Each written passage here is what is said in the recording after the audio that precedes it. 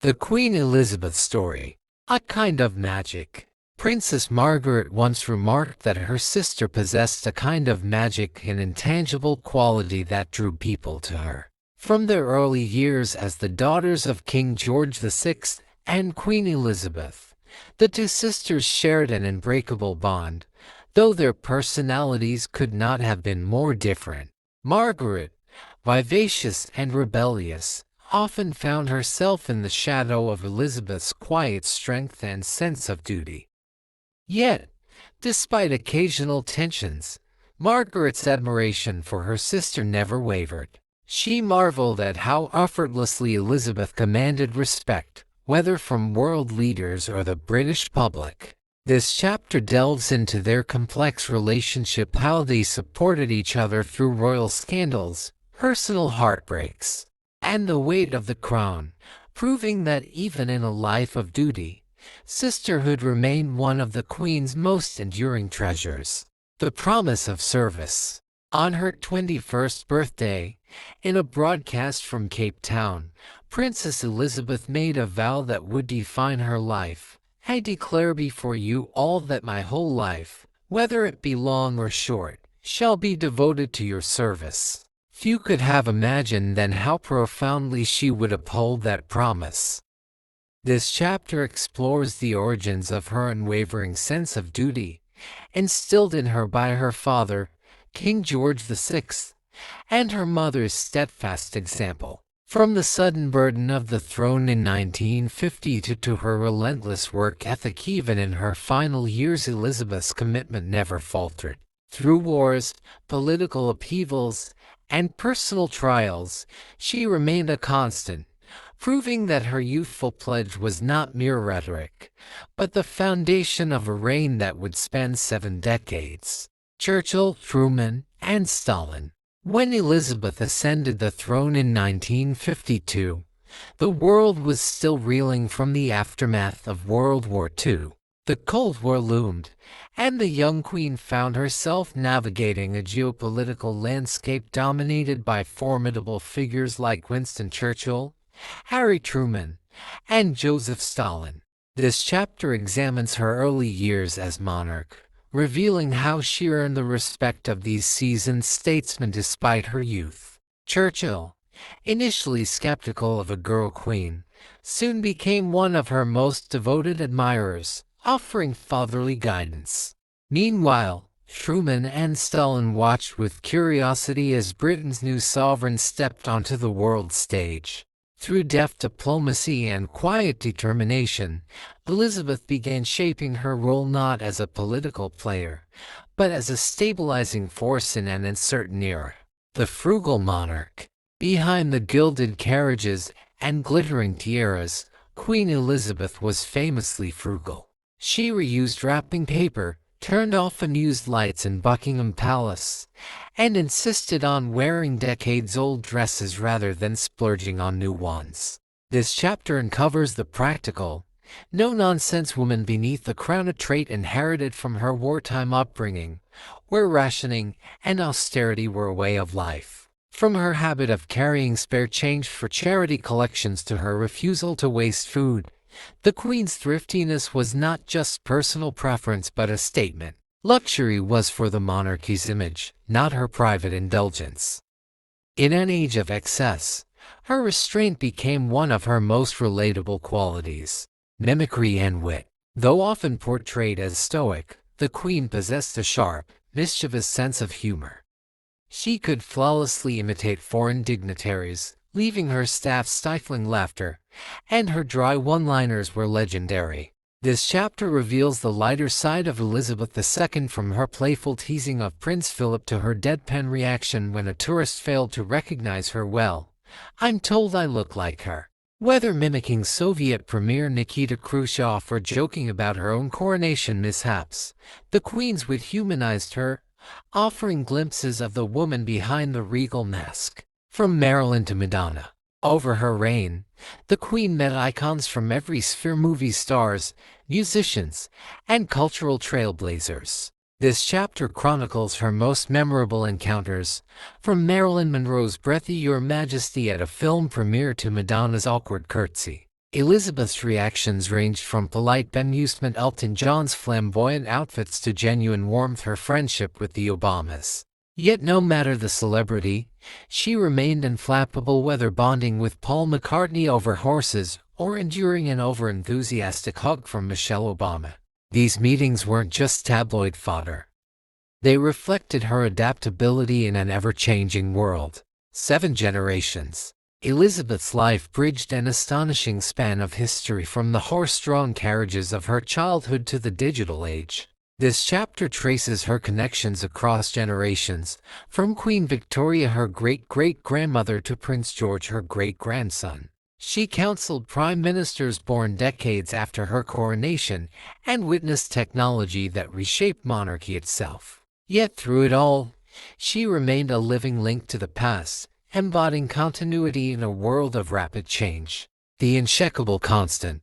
As empires crumbled, traditions faded, and even the monarchy faced existential threats, Elizabeth II endured. This final chapter reflects on her role as the unshakable constant, a fixed point in a turbulent century. Through wars, divorces, and Diana's death, she stood firm, adapting just enough to remain relevant without sacrificing the crown's dignity. In an era of fleeting loyalties, her steadfast presence became her greatest legacy, leaving a void that no successor could ever truly fill. By Rosemary Sutcliffe. On the eve of her 12th birthday, Perdita Brooks stood barefoot in the dew-kissed grass of her father's rectory garden, making a secret midsummer wish.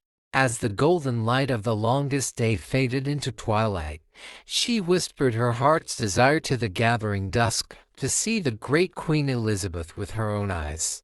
The air hummed with magic that night, and as Perdita turned back toward the house, she could almost believe the Grey Maiden of local legend watched from the shadowy hedgerows, her presence as tangible as the evening mist rising from the water meadows. The weeks that followed Perdita's birthday were filled with strange portents. At St. Margaret's Fair, her brother Robin won a fierce tussle with the butcher's boy over a spaniel puppy named Bran, whose liquid brown eyes seemed to hold uncanny wisdom. When the great autumn gale howled around the rectory chimneys, the children gathered close as their father told the ancient tale of Sir Gawain and the Green Knight, the firelight dancing on their rapt faces. Perdita couldn't shake the feeling that these events were threads in some larger tapestry being woven around her simple wish. Christmas brought unexpected excitement when whispers swept through the village that the Queen herself might visit the mummers' play at the rectory. Perdita spent hours polishing the oak floors and arranging holly branches, her heart leaping at every hoofbeat on the frozen road. Though the royal visitor never came, the 12th night celebrations at Winworthy Manor more than compensated, where mysterious old Adam the tapestry maker revealed a breathtaking wall hanging that seemed to shift and shimmer with lives long past. Great Aunt Phoebe's haunting Irish story of the children of Lear that same evening left Perdita with the unsettling sense that time was more fluid than she'd ever imagined. Spring brought the grizzled master of the tall ship Rose of Sharon to the rectory fireside, his salt-stained hands tracing voyages to the New World as he shared tales that made Perdita's head spin with visions of emerald jungles and golden cities. But summer's return brought bitter disappointment when she missed seeing the Queen's procession due to being stuck in the gooseberry patch with chores. Her despair was short-lived, however, for fate had one last twist. During the royal progress's brief stop in the village, Elizabeth's keen eyes fell upon the earnest girl in the crowd. With a smile that held all the magic of that midsummer eve, the Queen beckoned Perdita forward and pressed into her hand a ribbon favor from her own sleeve, its crimson silk gleaming like a promise kept. In that moment, Perdita understood that wishes sometimes find their own strange paths to fulfillment, woven through the ordinary and extraordinary moments that make up a life. By M. Tappan. The enigma of Elizabeth Tudor begins with the very contradictions that made her reign extraordinary. The puzzle of Elizabeth reveals a monarch who could be both imperious and compassionate. Frugal yet extravagant, a virgin queen who wielded her femininity as skillfully as any sword. She danced through the night with the vigor of a girl, yet possessed the political cunning of the most seasoned statesman. Her fiery Tudor temper could reduce courtiers to trembling silence, while her sharp wit and learning dazzled scholars. This chapter peels back the layers of a woman who mastered the art of keeping her true intentions hidden, leaving even her closest advisors guessing was she the daughter of the executed and Bullen seeking validation, or the embodiment of England itself, ruthless when necessary yet beloved by her people. What became known as the Little White Hand was not just Elizabeth's delicate physical feature, but a metaphor for her subtle yet ironclad control over her realm. While kings across Europe ruled through brute force and obvious displays of power, Elizabeth governed with a combination of hesitation, calculated indecision, and brilliant political theater. She turned her court into a stage where foreign ambassadors became unwitting actors in her dramas of statecraft. This chapter examines how she played France against Spain, Protestants against Catholics, and even her own suitors against each other, all while maintaining the fiction that she was merely a weak woman in need of male guidance. Her little white hand penned letters that could charm or threaten, signed death warrants with reluctance, and most importantly, kept England from the ruinous wars that consumed other nations until the moment came when war served her purpose. The Perilous Years traces Elizabeth's dangerous path to the throne, when as a princess she navigated the treacherous waters of her sister Mary's reign.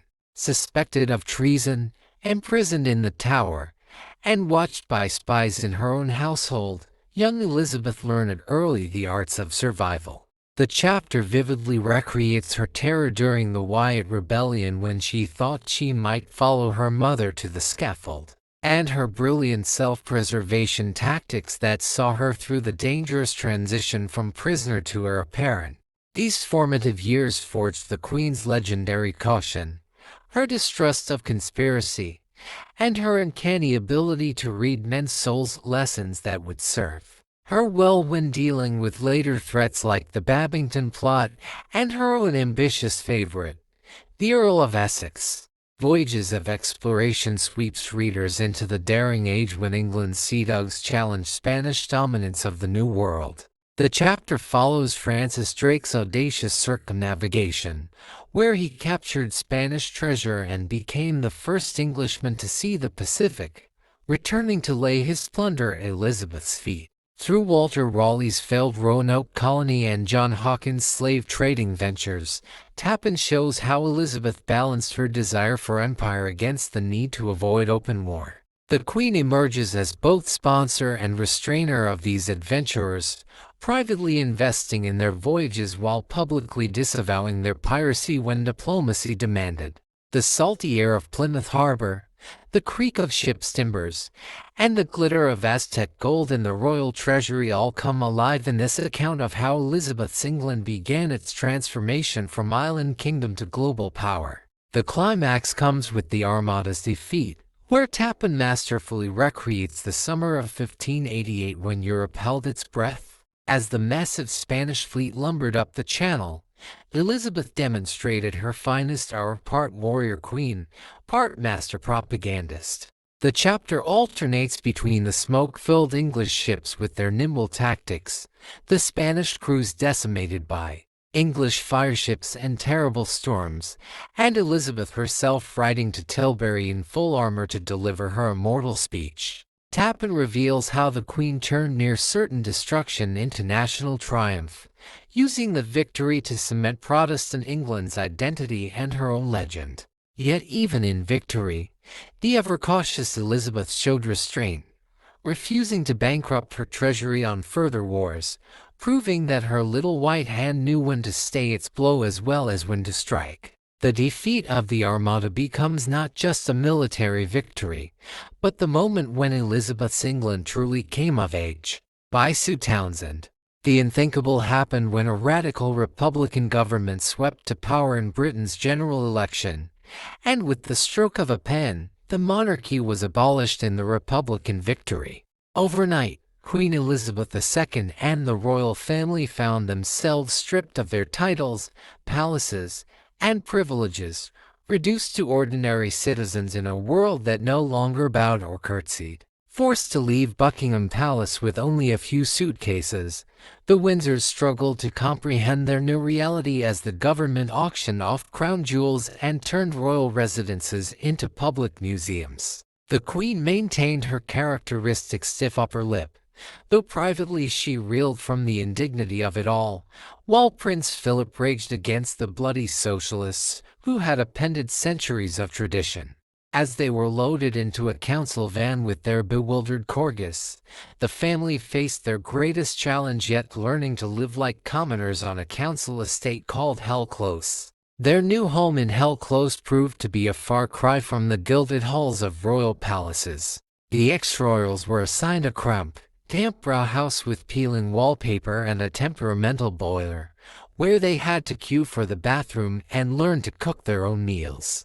Neighbors like the Barker family watched with amusement as the Windsors struggled with mundane tasks. Prince Charles burned toast while trying to make breakfast. Princess Anne got into a shouting match with the local postman, and the Queen Mother nearly caused a gas explosion attempting to light the stove. The chapter brims with dark humor as the royals attempt to maintain decorum amid the chaos of council estate life, hanging their one remaining Van Gogh reproduction above a stained sofa and using a biscuit tin as a makeshift crown repository. Most shocking of all was their new neighbor, the loud and brash Spiggy, who took particular delight in tormenting the former monarchs with blaring rap music and flying footballs over their fence.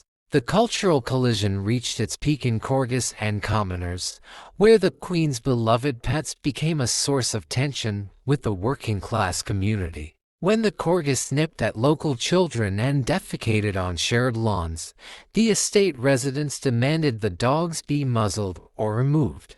The Queen, who had always seen her corgis as extensions of the royal household, was horrified at the suggestion and stubbornly refused, leading to a neighborhood petition against her. Meanwhile, Princess Diana now just de-shocked her family by adapting alarmingly well to common life, bonding with single mothers at the laundrette, and even getting a job at a local nursery. The chapter's satire shines as the royals attend a bingo night at the community center, where the Queen mistakes the caller's numbers for some sort of coded message, and Prince Philip gets into a fistfight over a disputed win. Through it all, Townsend highlights the absurdity of class divides as the royals slowly, painfully learn that privilege had insulated them from the realities most Britons faced daily. Romantic scandal rocked Hell Close and Prince Charles in love.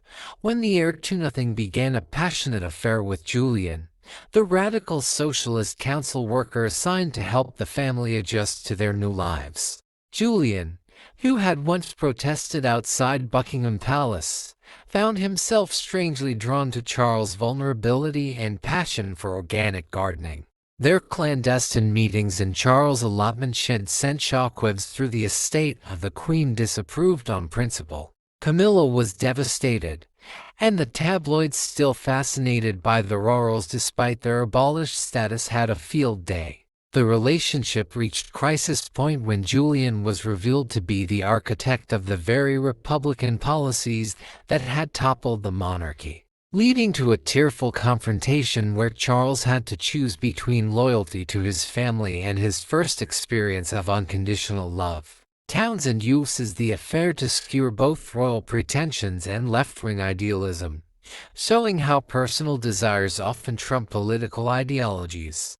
The climax came with the eviction battle, when the council announced plans to demolish Hell Close for redevelopment. For once, the Windsors and their working-class neighbors found common cause, banding together to save their homes. The Queen, drawing on centuries of royal leadership instincts she thought she'd lost, organized resistance efforts, writing letters, leading protests, and even chaining herself to the community center railing. In a delicious twist of fate, She found herself quoting the speeches of Oliver Cromwell to argue against the authoritarian council.